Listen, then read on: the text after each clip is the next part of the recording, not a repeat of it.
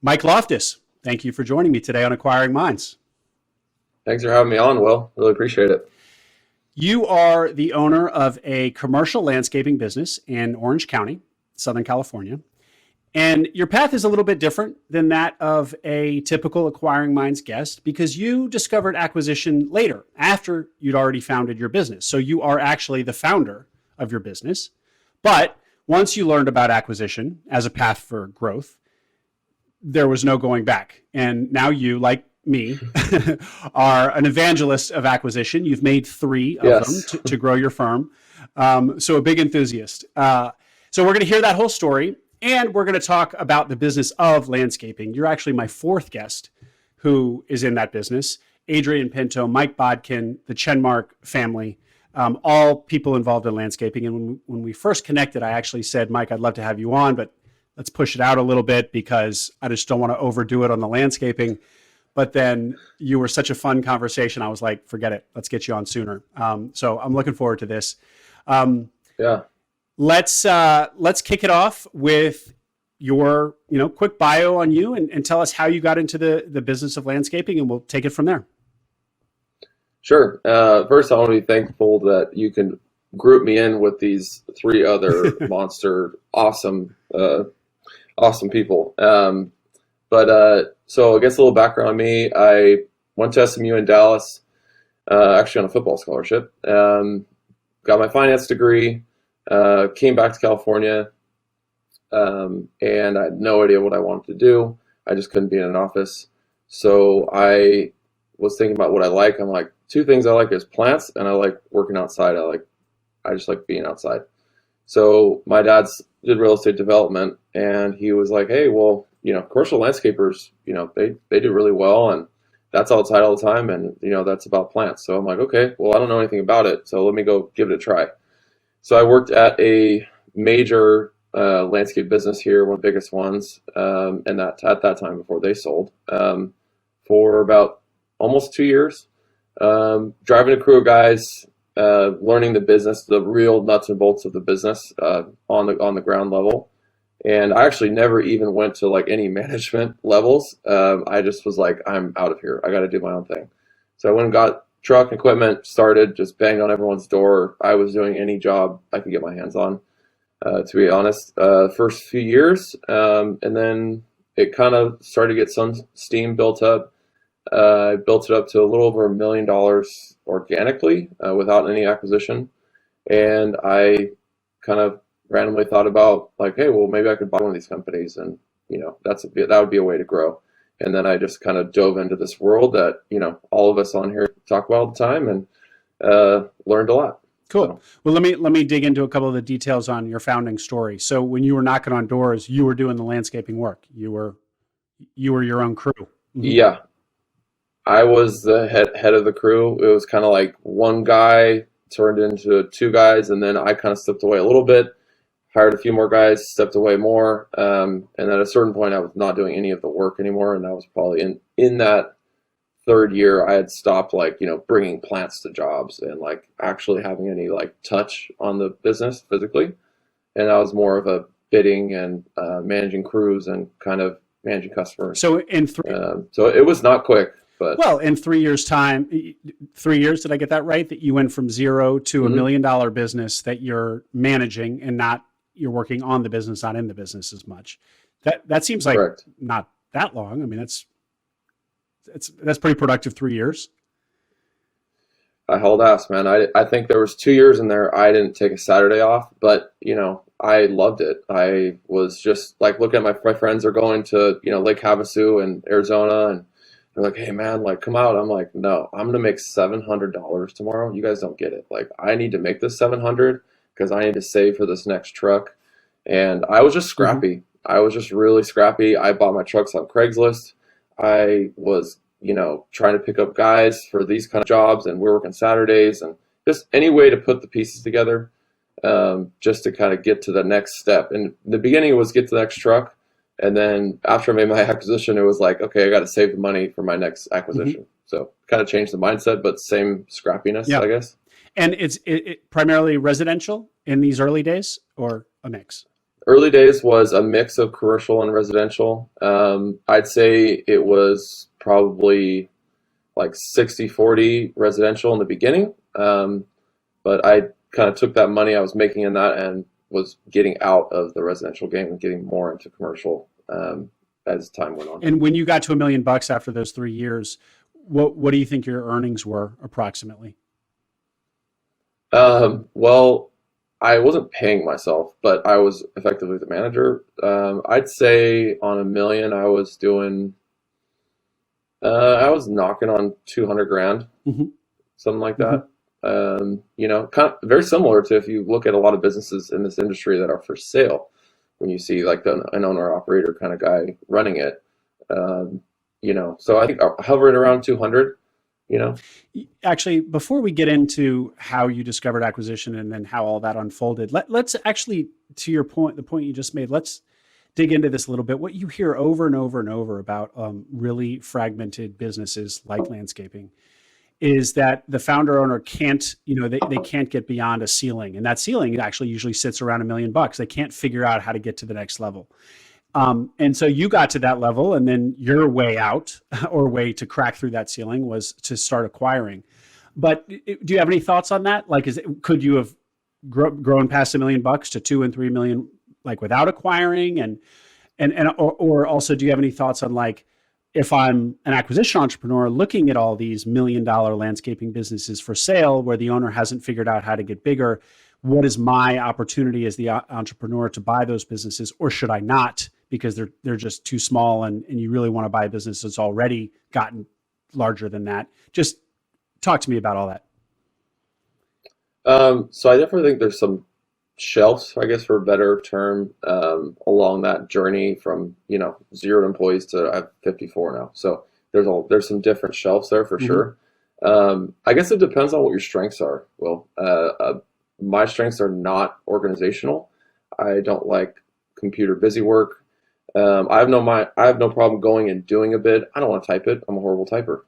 I'm slow.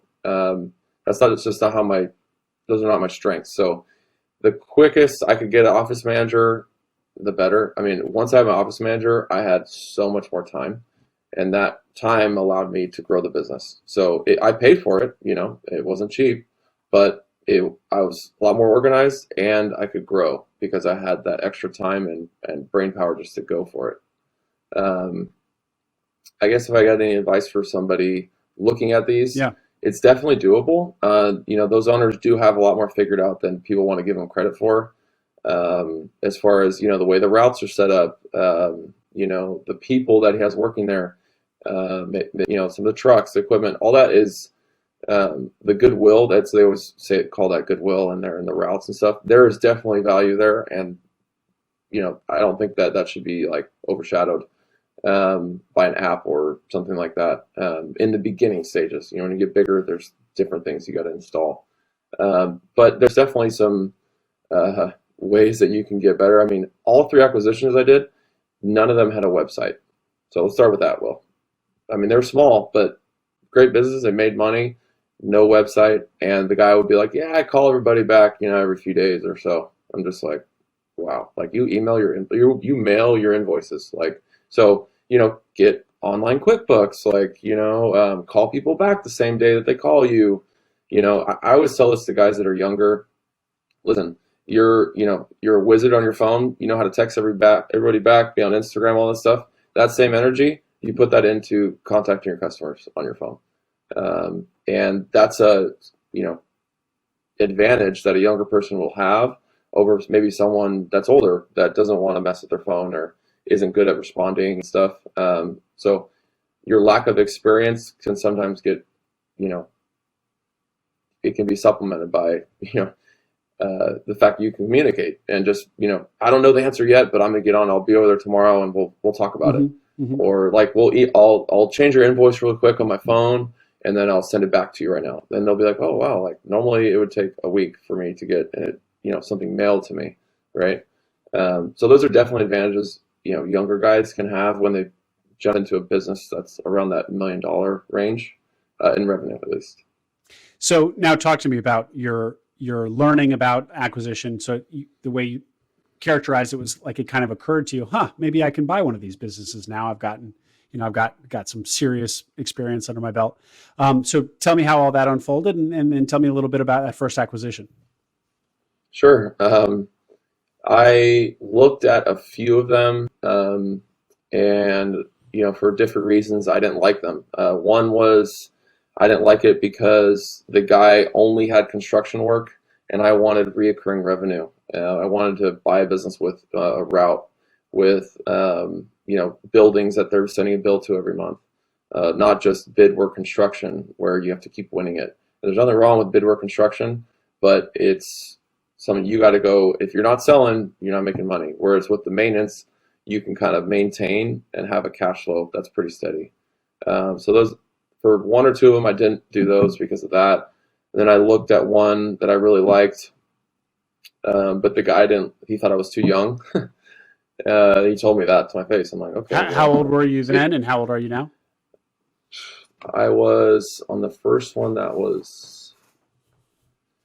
was like 26, 27. Okay. Yeah, 27. 30, I'm 31 now. So cool. And then the last one, I was sitting down with me. It was me and another guy, and the other guy owned like a tire shop, but he was older, and he wanted to go with the tire shop guy. And I was like, okay, well, I guess my offer wasn't good enough, or you're going with him. And then I remember I was with my brother. We're actually in Hawaii together, and I'm sitting on the beach, and I get the call from the broker. I'm like, why is this guy calling me? Hey, the other guy dropped out. Like, you still want it? I'm like, absolutely. Like, I'll be back Tuesday or whatever. Like, and we were in the office next week, and we kind of nailed down the details, and I was wiring money, 30 days later. So. And can you remember any of the financial details of the business or in the transaction, and how many employees, and what you like so much about this one? I mean, was it mostly maintenance work? Yeah. It was almost all maintenance work. I liked that it was all commercial buildings. I guess over in California, at least, commercial buildings are the least amount of headache, in my opinion, of all the building maintenance that you can do. They're running a no BS business in their $5 million building. They have no time to worry about you, or like if you're doing what you're supposed to be doing, they're not going to call you. They're not going to complain. You can just get in there, do your work, and send them a bill, and they pay the bill like it's electricity or the water bill. And that's just doing the basics. Show up, mow the lawn, keep everything clean. And if they do have a problem, just be on it. But the details of the business, so all three of them, the revenues were between 500 and 800 a year. Okay. In that range. The first one I think was close to 600 a year. And he was like, hey, I'm making, 150 grand. All the ad backs seemed pretty legitimate, like, hey, this is my personal car. This is the gas I used. We put our grocery bill through there, just, the normal stuff that you see on there. And I didn't have a problem with those. Literally all the money I had scraped together for the previous few years that was extra, I was going to wire pretty much without I had my working capital for everything and this nugget. And it was nerve-wracking, to be honest. You don't do it till you do it. And I remember walking out of the bank after I wired the money, just like, oh my God, I just wired, I forget what it was, 150 grand or something. And I'm like, I don't have a house to look at after, I feel like if you paid someone, you know what I mean? It's less tangible. It's just, you're buying a cash flow. And once you understand buying a cash flow, truly understand that and the value, it's less scary. Definitely after the first one, it's a lot less scary. Yeah. Yeah, I wired the money, and I just told myself, I was like, I will not mess this up for lack of not trying and not going for it. So, and I just jumped in and, made relationships with the, 8 guys or whatever that he had. And those, I think 6 of the 8 still work for me. So, it's kind of cool and I think 80% of the accounts or something like that, I still have. So, and this would have been about 4 years ago. 4 and change. And Mike, just stepping back a little bit again. So when it occurred to you, this idea of acquisition, Was it because just kind of like, oh, that might be interesting? Or was it like, oh man, like it's taken me 3 years to get to $1 million, to get to $2 million. It's going to take another 3 years. Like, what was it? Was it impatience, or was it just kind of like, oh, interesting idea, or what? Yeah. Like I why think, then? Like why in that moment did you yeah, decide to go I think looking to buy a business? a little bit of impatience, and definitely part of it was just curiosity. Like going and checking out these businesses is exhilarating for me. Mm, I love it. Even yeah. if it's one that I don't end up buying, I think it's an experience and I learn something. Every single seller I meet and broker, I'm learning something. And I take that with me on the other meetings. So I guess curiosity and also impatience. I'm, um, not an overachiever, but I just really like pushing the envelope. I really like going for it and just being like, what's the worst that can happen? Like I believe in what I'm doing and I'm going to go for it. So, Cool. Cool. So you complete this first acquisition. What was the integration like? That's always so tricky. this guy had this computer from like 1993, I think, and that's how they're putting invoices together by like 15-minute increments, and just like it was way too much going on for what was happening. So they were like trying to teach me how to do this. In my mind, I'm like, I'm not doing any of that. Like I'm gonna use my online QuickBooks, and these customers, they're like, well, they're used to getting it mailed, all that stuff. I'm like, well, they're gonna get used to an email because I'm not doing that. I'm not gonna mail out 60 pieces of mail every month and wait for the checks like that. So I That was the opportunity. That was one of the opportunities in the business, is to come in and right. immediately improve things. Yeah. Uh-huh. And also, having, there's a few things. I learned that you need gas cards. This guy wasn't using gas cards. You got to track the trucks. Another thing I learned the hard way. Um, Emailing invoices is an easy one to do. Letting clients be able to text you on your work phone is another one. This guy had like literally a flip phone and no website, and he ran the whole business. So I'm like, okay, I think I can do it a little better than this guy. And he might have had maybe some knowledge of being in the industry a long time, but he didn't get with the times, kind of deal. So that was definitely it wasn't as big a deal as I thought. I thought these people were like, oh my god, a new landscaper, like I'm gonna go get quotes for new people. But honestly, no one cared. I'm like, hey, I sent a little like a letter, email out to everybody like, hey, I'm the new owner. I bought this blah blah blah landscape. Here's my new contact information. If you need me, you want to meet with me, great. And maybe a third of them even wanted to meet or cared. Like I just started sending bills and kept the guys, and eventually I met more of the clients. But I guess you care a lot more about it because you just bought it, right? Like Right. you just invested in it, so it's like really important. And to them, it's like, yeah, we send you $562 a month, like whatever. So I think Did you change the name? I did, yeah. So what I ended up doing is all these are asset sales. So I didn't want to, over here, workers' comp, as you know, is a big deal. So I didn't want to take any of those liabilities. So basically, everyone was fired on a Friday, in effect, and then hired on a Monday. Transfer all the truck titles, and just give them a new PO box and say, hey, all these guys are now hired at my company, and you just send the bill 30 days after that and start going. Great. So how long after this acquisition closes do you feel like you got your arms around it, you've integrated things, you've improved the business, and you're like, wow, I guess I kind of know what I'm doing here. Let me go out and look for a second acquisition.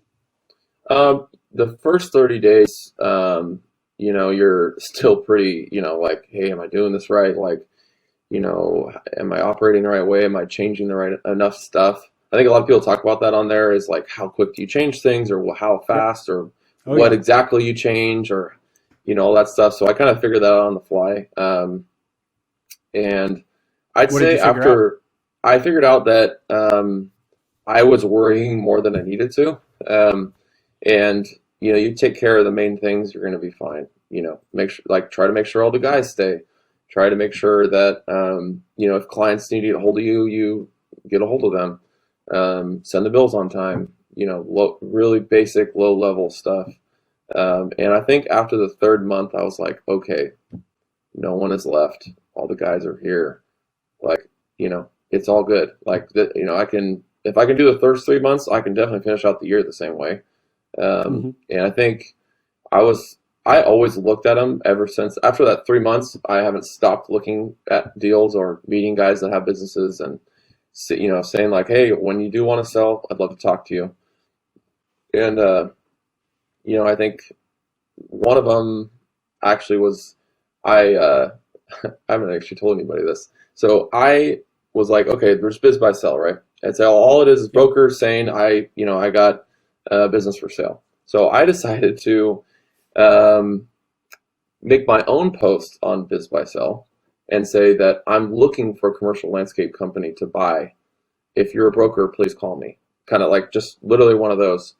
And I had a guy who was selling a property management company for a family, and one of the sons owned a landscape company, and they were selling that at the same time. And the guy was more of a higher level broker. Like he wouldn't normally post anything on BizBuySell or anything, and he actually found me on there. And he didn't want. He's like, once we met one time, he's like, "You're going to be the buyer. This is, this is a fair price. I got bigger fish to fry over here trying to sell this big, property management company, and you're just a little piece of this, and this is easy, done." And I was like, wow, like I actually posted that thing on there and it actually worked. Wow. I'm a And genius. I mean, it was like, wow. And my brother was laughing. He's like, you're not going to get hits. I'm like, I think I'm going to get somebody. Like, I don't know. I just had this feeling. Oh, but wait, Mike, but how, yeah, can you, I've never posted anything on Biz by Sell, but I assume that the only thing that you can post is a for sale business. So like when you're Huh? filling out the fields, like all of it is oriented toward a broker listing a business for sale. So how did you shoehorn, the opposite, that you're basically a buyer into the You, fields that they wanted you to fill out? I just kind of filled it out the best I could, and then I just in the description was like just talking about like what I'm looking for, the sizes and kind of the income and all that kind of stuff.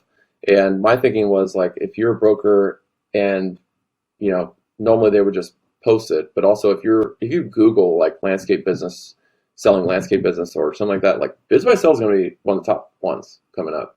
Yeah. Yep. So I don't know how I think he just did a Google search, found it, and he's like, hey, well, this guy, let me give him a call. And I talked to him for 30 minutes, and he's like, you're a perfect candidate. Let's meet next week.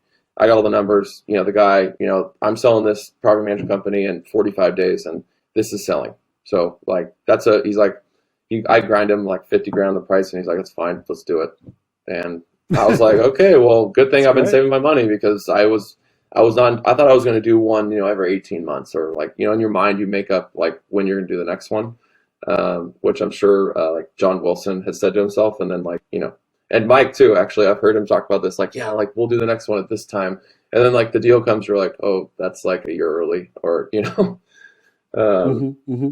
so you never know when these are Yeah, going to pop I up. think that's I think that's just the a function of like you get in the business and Hmm. opportunities just present themselves. This is another theme that I hear over and over and over again. It's Yep. like it's hard to find that first business, and people, the Hmm. search process takes forever. It feels like, and then all of a sudden you're in the business, in the industry. Word gets out in your little geography or in your industry that you just bought a business, and all of a sudden you get all this inbound, Yeah. and it's just like, wow, And this is easy. All of a sudden, And there's so many like unconventional, cool ways that these guys are finding people and email blasts and just like all these different like looking at the contractor websites and like scraping the data and just like so many cool ways yeah, I hear people finding these off market deals. Mine just happened to be putting showing up and posting something where people normally wouldn't post it, I guess. And I don't know that that would work again, but it worked once, so that's enough for me.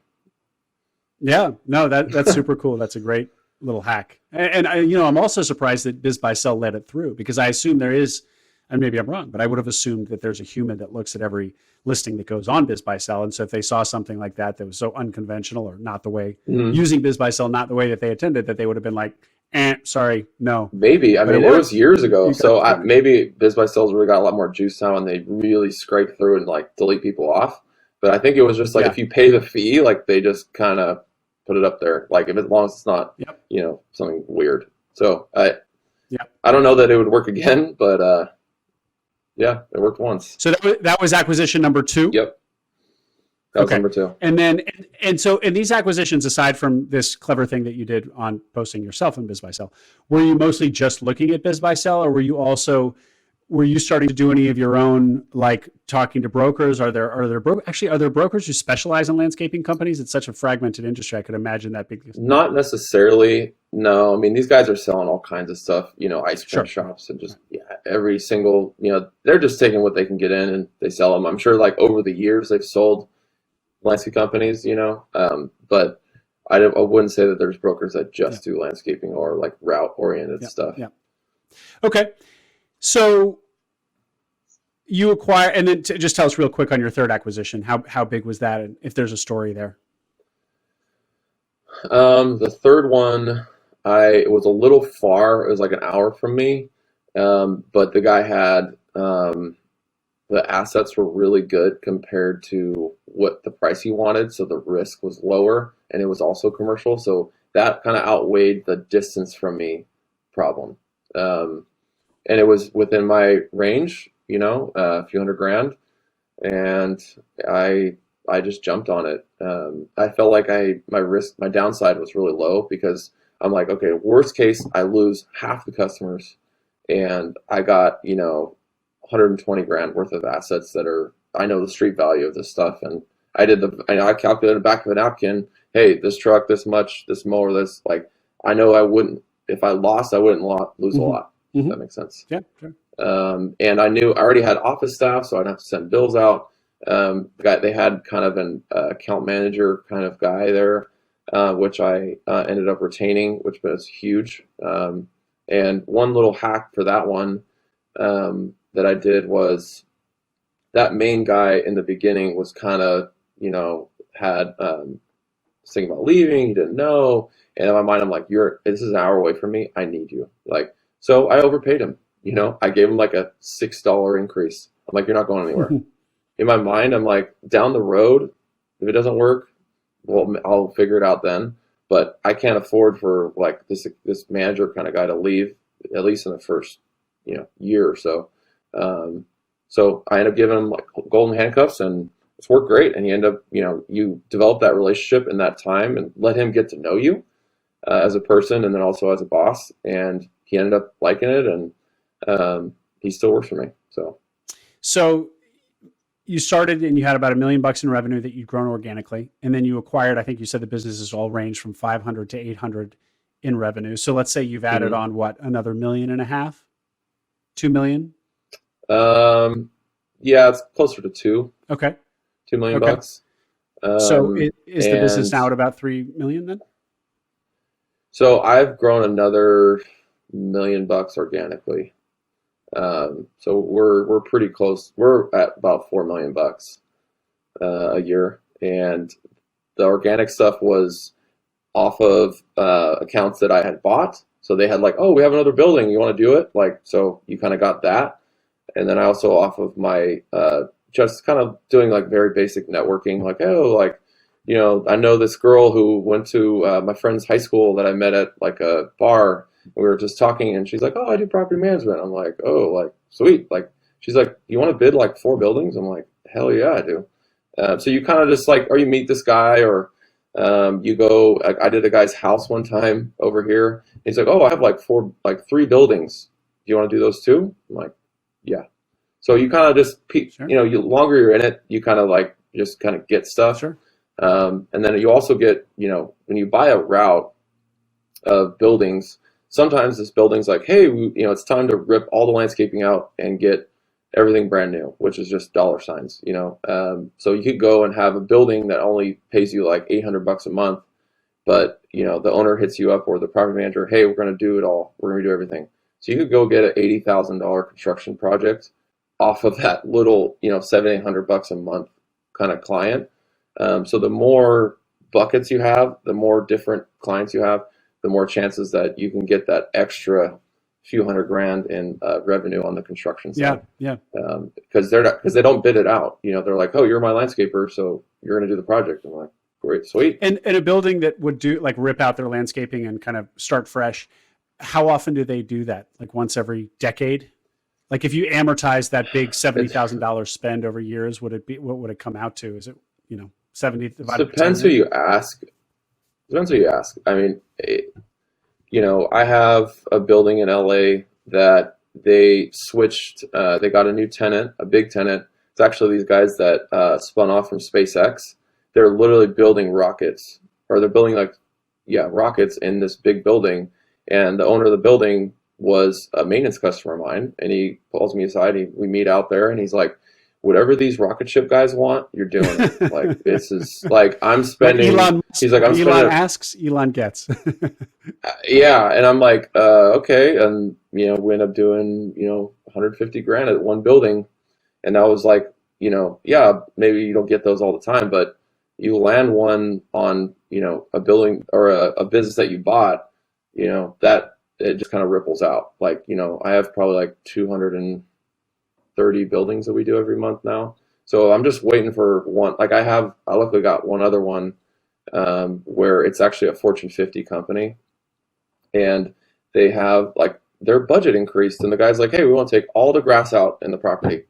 I'm like, "Okay, well that's like 700 grand." So it's like you could hit. It's like you're playing like the the slots. Like you just need that one to hit, and you're like, "Okay, well I'm already sitting at the table playing slots." So you get one, and it really makes the whole picture look a lot better. Yeah. So. Well, Mike, so you're somebody who started a business and organically clawed your way to $1 million on your own before you discovered acquisition, and now you've acquired 3 businesses, more than doubling your revenue. Talk to me about how you feel about acquisition. Compare acquisition through growth versus that first $1 million where you grew organically. Organic is very difficult. It's going to test you. It's not sexy. It's not perfect. It's arduous. And I don't know that I would do it again. If I was, going to go into a different industry or whatever, I would definitely buy first and then build. I'd buy one big one and then bolt on from there, to be honest, if I had to do it again. But I did have a good operational background walking in, but I didn't have the M&A experience, like a lot of these guys do. But if I was a young guy, like coming out of college, I would be like, Mike Snell. I'd go work at an M&A shop, probably a small one, and just go do deals. Watch deals happen. Watch the interactions. Watch how people negotiate. Understand how the attorneys fit in. Just there's so much learning there that I just did by doing it. It'd be cheap learning to have somebody go pay you, 100,000 or whatever at a job, that's doing deals, just to learn how deal flow works and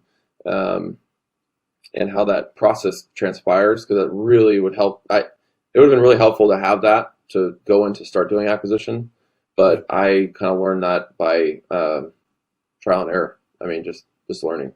Yeah.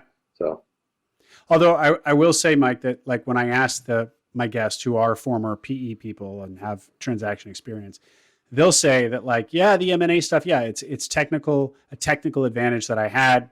Yeah, it helps. I know what a deal looks like. I've seen much bigger deals occur in private equity, maybe many of them. But they'll say, well, first of all, that in this SMB market, it's very, very different. So yes, the broad outlines I understand a lot better than somebody who's never done anything in a transaction. But still, there's a lot of learning that I do because the nature of these deals is so different. But the bigger thing I was going to say is that they'll say the M&A piece, yeah, it's important or whatever, but it's the operational stuff I feel like is actually more valuable, because you can learn the M&A stuff 10 hours with YouTube, and you can learn a lot. maybe that's an exaggeration. And you're only going to do one deal. Well, you'll start, maybe if you're successful, you might do another and another. But you really, for that first business, you're just going to do the one deal, and then it's all going to become how well you operate. And many of these former PE folks don't have operational experience, and they're really intimidated by that. They've never managed anybody. They've never run a crew and stuff like that. So they feel the opposite that you do. They wish they had the operational chops. They overvalue the operational stuff and undervalue their M&A experience. So maybe the grass is always greener. I mean, if you're a young guy too listening, I mean, another thing you could do is, out of college, do 2 years M&A, and then go to an industry that you've done a lot of research on, that you really like, that you're like, okay, I'm going to buy one in here. You don't say anything, but you go to a big company that does that, and you just work there. You're going to take a haircut on what you're making? Absolutely. You're going to get paid crap, but you're going to learn how to manage people. And this is a journey. This is probably like work a few years M&A, maybe a few years managing at a company and an industry that you want to get into, and then make an acquisition. And I think you'd be pretty as prepared as you possibly could be to jump into that industry, especially for like a landscaping one. So, Well, well, talk to the people like me, for example, who, the opportunity to go work for an M&A firm or a PE firm or a business that's rolling up landscaping companies has gone. So they're looking at buying a business and they're hearing about landscaping all the time. They have neither transaction experience nor landscaping experience. What would you tell somebody who's completely green, about buying a landscaping business? I would say it's about effort. You have to have you have to hit a certain low bar of putting things together, like basic smarts, I'd say. But after that, it's about effort and want and just going for it, like just jumping in, and also when you're doing your negotiation to buy wherever you're going to buy, really get to know the seller and make sure that the seller's a good guy who's interested in probably helping you to that next step. And I've spoken to a few guys that have done it and different stuff like plumbing and different stuff, and the ones that have done well, they've developed a great relationship with the seller. And also, ask for a little bit longer of a training period. Sometimes they always put on the biz buy sell, like, 2 months or 2 weeks or whatever. Try to, say, hey, give me 2 months, include in the sale or whatever, and then I'll pay you as a consultant for, 6 months to a year, just to kind of get me going. And that is invaluable. You got to do it. If you're green, you have to do it. And in the beginning, do it his way. You might in your mind be like, this is, why do it this way? Why do it this way? Just accept how he's doing it, because he's hitting the cash flow you're buying. You like what he's selling. So he must be doing some stuff right. So you just jump in, you listen to that guy, you get on his hip, and you just listen and you just shut up. I mean, that's the best way I can put it, is listen, shut up, and work hard. And you'll be surprised what you pick up in 6 months to a year with that guy kind of next to you. So that's part of the, when you're buying the business, you got to make sure he's like, oh, I'm moving to Idaho tomorrow. Like, well, that is not really what I'm looking for, because I need someone to help me for this first, beginning period. So that'd be my suggestion for someone that's green, is find, the seller, molding with the seller is a big deal. And then also just keeping him, on board and maybe a more advisory role in the beginning is a big deal. And what would you say about commercial landscaping and the appeal of it? Would you tell somebody who's looking at, all sorts of different industries to become an acquisition entrepreneur, yeah, commercial landscaping is a great opportunity. Come into this, get into this? Or would you say, you got to be like me. You got to love being out in the sun. You got to love working with plants. Like, you really got to love the business to be successful in this business. What would you tell somebody? Is it good for anybody, or is it only good for like a certain type of person who loves this stuff anyway? No, I think that if you're driven and you really want to get after it and really have your own thing, you'll fall in love with it along the way. Once you start, things start working. I think one thing that isn't talked about a lot for landscaping is how close to the knife's edge most of your employees are. Saying that, hey, we'll get you your checks tomorrow, even though they thought they're getting them today, that's like a death sentence. Like, there's certain things you just can't mess with. These guys are on the knife's edge. They have no savings, nothing. So, when you tell the guy, you look him in the eye and you say, hey, your check's going to be on Friday. I don't care if you got to pawn your car. You better get the money there. because that speaks volumes. And then that consistency is going to build up trust. So I guess that's one thing that's maybe a lot of guys that are looking at buying a business aren't really, they're not as close to, because they don't, in their network, how many people do you know that are like literally nice edge? Not like, oh, well, after paying my car payments, I got some money, or, my, apartment. Like, I'm talking about like down to $100. Like, they just don't have that much money. And understanding that, and, they're providing for their families, man. They got 3 kids, they got a wife, and you just got to take it serious. I don't think it's pressure. I think it's just responsibility. So you got to take it seriously and do what you say you're going to do. Because these guys, if once you break the trust, it's over. Like, it's just, it'll go badly for you. So that, I guess that's my take on it. That's great. So it's not doable. Great. It's just, it is different. Especially if you're in like most of these guys are looking at this stuff, have a college degree of some stripe. They've kind of aspired to be on a certain level in the ladder. And, we're talking about the first rung here. Almost everyone that works these businesses is levels below you in socioeconomic, standing. So not saying you have to go to their level, but you need to, be understanding of where they are, because that's your lifeblood, man. Mm-hmm. Without my employees, I am in a world of hurt. So I guess that's my take on that. Yeah, that's great advice. One of the 2 other themes that you hear about landscaping over and over, one we've already touched on, that you want a business that has as much recurring, which would be called maintenance revenue in landscaping, as possible. So you don't have to go out there and keep selling and selling and selling. And in fact, your SBA lender might not finance a business that doesn't have a certain threshold of maintenance business. Then the other that we always hear about, of course, is better to get commercial landscaping clients than residential. You concur, right? Big time.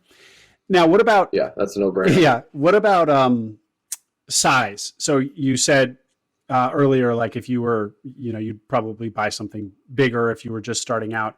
So so for the audience who they're not starting with a smaller landscaping business or any landscaping operational experience, and let's say, they're able to buy a $3 or $4 million business. Is that the size you'd recommend? What would you recommend? Maybe this is not the take that most people say. I would buy one they're selling it for about $1 million. Oh. And I know it sounds small to everyone, a lot of people that listen to this stuff, or that other guys that buy them. Yeah. Just because, it's a lot of debt. And, people don't talk about the horror stories as much on Twitter. Like, a lot of people that, go on this podcast are on that Twitter game. And you're putting your balls on the line, man. And you want to make sure that, you get a good multiple, that you like the seller and all this stuff. But if you do find the right one that's $3 million and you don't have a lot to lose, it's like, I don't have a house that I got to put on, or, I'm just like, hey, this is my chance, I'm going to go for it. Then by all means, but I'd say you want to be like $1 million to $3 million, probably somewhere in there, and you can get a pretty damn good business with some good staff that's really going to help you learn things that you, maybe you wouldn't have before you walk in. So one of the other things I think that is appealing about acquiring a landscaping business is that, as I understand it, there's a handful of big national acquirers, right? So if you grow your landscaping business, there are some obvious exit opportunities. What do you know about that, and can you share with the audience? Sure. There is a lot of money going into this, a lot, and with certain thresholds, you start getting people calling you. I mean, I'm surprised. I've had a handful of guys call me, a few bigger operators with, a few hundred people that are like, hey, Mike, I've asked around about your business. I know kind of what you guys are doing, how big you are. And if you're in the business, if I had told you how many people work for me, they back into the numbers pretty quick. And they kind of know, okay, well, he's got 50 guys, does about this much, makes about this much. I'd be willing to pay this much. So they kind of back of the napkin can tell you what they'd pay for it. And I've had a few guys like, hey, Mike, like, you want to cash out? Or I had one guy who was trying to buy 5 companies at one time, try to buy mine. And I was like, you know what, appreciate the offer, but I want to be the guy that has 500 people.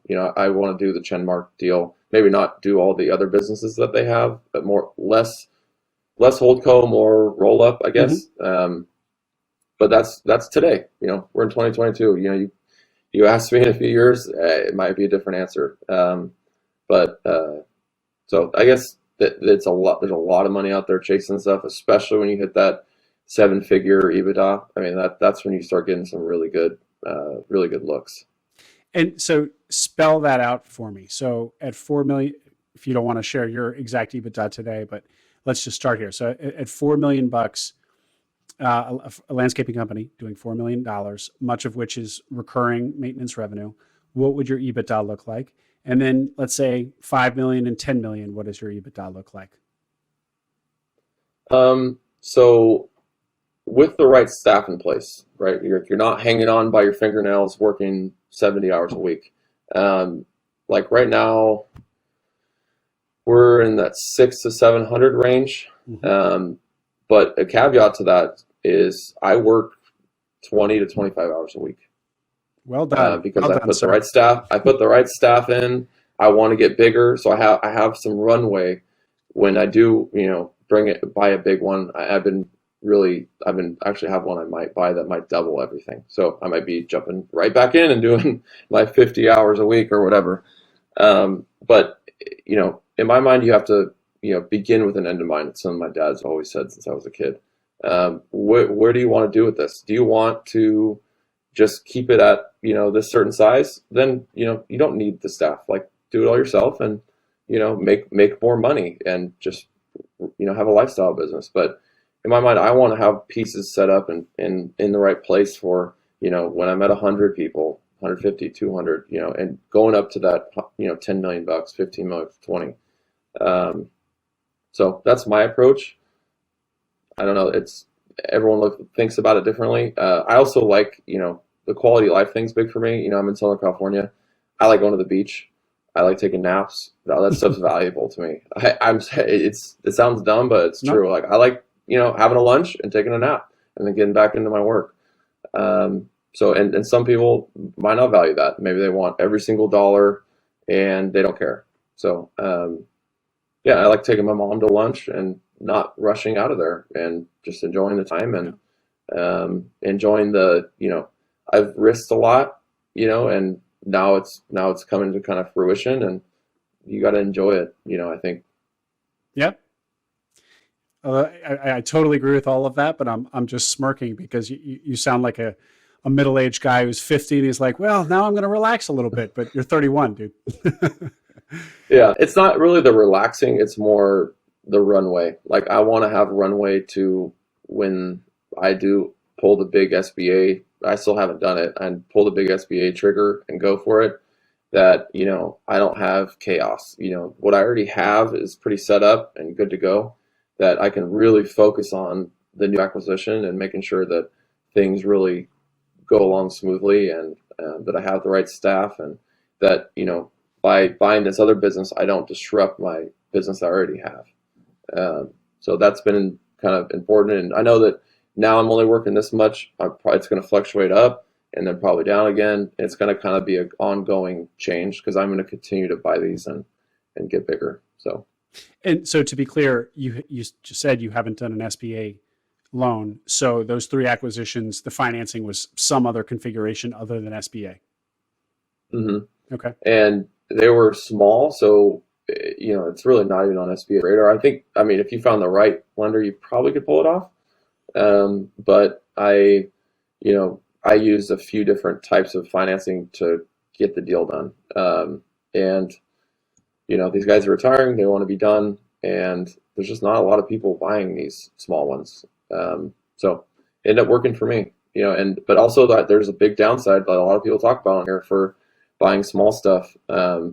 but I have the operational knowledge, so I didn't have a problem with, oh, well, there's only like 7 guys, like who's sending the bills, who's doing stuff. I already have all that. So it's Yeah. it's easy to bolt on Yeah. little ones if you already have a system. So it wasn't a problem for me, but I could see if you were green, it wouldn't be as good for you. So. And what are the typical multiples for $1 million landscaping business? I mean, is it your typical 3 or is it less? 2.5 to 3. So like any other. Yeah, most stuff. And Mike, so like if you were able to get to $10 million in revenue, mm-hmm. is that what are you at then? $1 million, $1.5 million EBITDA? Yeah, it's somewhere in that range. It depends on kind of how much construction you're doing. If you're a little heavier on construction, you can definitely get up to 1.5. But that is going to take more staff, more touch. It's going to take more touch from you to make sure you get to that $1.5 million. If you're heavy maintenance, I mean, there's a way that you could be, $1 million, $1.2 million, and not be working as much, to be quite honest, and have less people to oversee. So it's all about kind of how heavy you are in construction or maintenance, kind of like which pedal is closer to the floor. So it's somewhere in that range at $10 million bucks, and that's obviously when you're paying everything above board, you're doing everything correctly, and you have the right staff in place. So.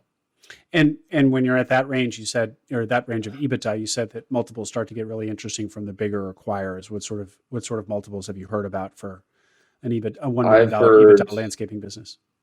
I've heard 4 to 6. It just kind of depends on the interest, and geographically where you are is also important in my mind, because there's just in certain areas, San Francisco, parts of Florida, here, Texas, like there's just more interest because there's just more money around, and there's other big companies in the area.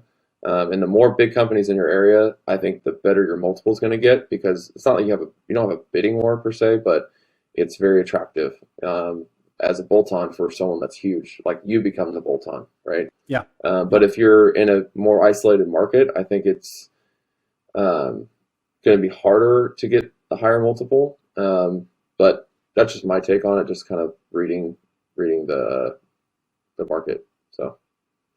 And we're about at time, Mike, but just talk to me a little bit about the seasonality of landscaping and how that varies from geography to geography. We talked about it a little bit. You're year round, but if you're in the Midwest, for example, you're not going to be year round. So talk to me how that factors in. Sure. And, all my guys that are, Midwest and, Northeast already know this, but, with my business, I'm working 365 with the same guys. I don't lay anybody off. We don't have a down season. I keep everybody going the whole time, which makes it really easy to not have a bunch of turnover, and maybe not lose good people over a season. So it's one less thing you got to worry about, I guess, with warmer climates is, okay, like spring's coming, like we got to hire more people again. So I guess it's less work when you have the same people consistently throughout the year. But that's just from, me talking to guys that are doing it in those areas. And there was challenges of like, fluctuating 40 people to 20 to 35 to, it's kind of a, hire, let people go, hire. It's kind of a cyclical deal, which frankly, I just don't have to deal with. So it makes the business a little bit easier, I think. Great. Mike, we discovered each other on Twitter, as I have with many of my guests. What's your Twitter handle? My Twitter handle is Sign the Fronts. And that's just a homage to my dad. It's something that he always says with his business, that he always has to sign the fronts of checks when he's paying people. And he's not signing up with he's not signing up with the back. So it's just, I was thinking about Twitter handle. I'm like, I'll just make fun of my dad just messing around. So cool. Sign the Fronts is my Twitter. At Sign the Fronts. And is that the best way for people to get in touch with you, or is there another way? That is the only spot. This is the only social media that I appreciate. I think really brings a lot of value. I think LinkedIn is pretty crap. I think everything else is, Instagram's for showing off, Facebook's for our parents, and I think Twitter is cool because you can really get into, a niche. If you were talking about self-storage, you can talk all you got. You can follow 400 guys that only talking about storage, Yeah. and there's so much learning on there. And e-commerce. There's just all kinds of little just slices that you can really get out of. Well, I don't want to see political stuff. I don't want to see the gossip column. I don't want to see news. I don't want to do any of that. I just want to help. I want to learn, and I want to see what people are talking about, and how they're doing things, how they approach it. And I've learned a ton. I've only been on there maybe like 4 months, but it's pretty cool to also see other people doing it, and because sometimes it does feel like you're kind of on an island doing your own thing. But when you're on there, you can kind of see like, oh, that's cool. Like he made an acquisition, or this is how they structured a deal, or this is the SBA lender they used. All that is, I think, great to kind of stay on and keep learning. Absolutely. And feel less lonely, because it can certainly, loneliness is one of the complaints about this path for sure. Yeah. Well, Mike, thanks for coming on and sharing about your story and your business and all of your hard-won knowledge in landscaping. This has been great. Hey, man, thanks for having me on. It's been great.